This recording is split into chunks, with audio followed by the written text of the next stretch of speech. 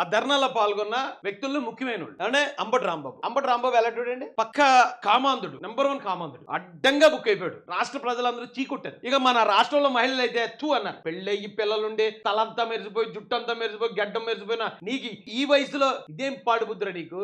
అన్నం తింటున్నావా, గడి తింటున్నావరా? నువ్వు ఆడేది నిజంగా నువ్వు అన్నం తింటున్నావా, వయగ్ర తింటున్నావా? ఏడ్రా నీ బతికేట్రా, ఏడ్రా బాబు అని అందరూ ముఖం మీద మూసారండి. ఈడి వేళ అక్కడ ధర్నా చేస్తున్నాడు.